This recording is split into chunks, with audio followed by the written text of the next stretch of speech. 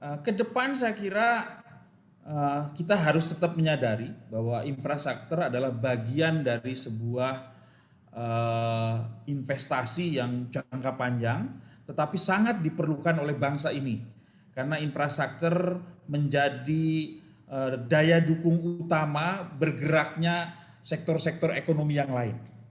Jadi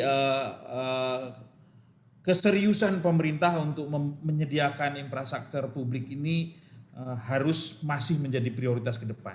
Kita menyadari Keterbatasan anggaran dan bahwa pembiayaan nih seperti apa ya Pak berarti titik tengahnya? nah itu juga menjadi sebuah faktor yang harus kita amati secara langsung. Saya melihat secara pribadi memang politik anggaran pemerintah sudah menunjukkan keberpihakan pada penyediaan pendanaan untuk infrastruktur publik, apakah itu infrastruktur sosial maupun infrastruktur ekonomi.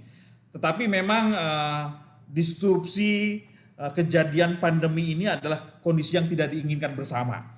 Itulah sebabnya profil politik anggaran pemerintah saat ini sepertinya diarahkan pada aspek-aspek safety net yang untuk mengamankan masyarakat terdampak lainnya dulu. Saya kira itu sebuah prioritas yang wajar yang pemerintah sudah pertimbangkan secara baik. Itu Kalau Alin. untuk investasi di sektor infrastruktur sendiri misalnya Pak, Anda melihat memang masih akan menantang di sepanjang tahun 2020 ini, di sisa tahun dan juga sampai tahun depan seperti apa Pak menurut Anda?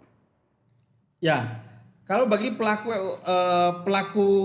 usaha di sektor ini, memang seperti saya sampaikan tadi, di jalan tol khususnya, semester 2 ini kita sudah menunjukkan traffic yang ada dalam tahapan recovery.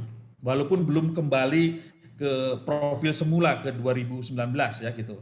Tapi ini menunjukkan sebuah profil bahwa bisnis infrastruktur ini cenderung resilient, cenderung stabil dan sangat kokoh fundamentalnya, sehingga kejadian-kejadian seperti kondisi pandemi, lalu krisis ekonomi itu tidak terlalu berdampak jangka panjang.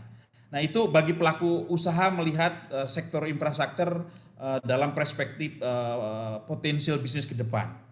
Dan ini tentunya harus didukung ya, karena menurut saya policy pemerintah, pemangku kebijakan yang lain juga harus berada dalam rel yang sama. Jangan sampai yang satu ke kanan, lalu di sisi lain pemerintah bergeraknya ke kiri. Harapannya ini dialog dan komunikasi yang intensif antara pemangku kepentingan ini bisa terus dikembangkan di waktu-waktu sekarang ini dan ke depan, Elin.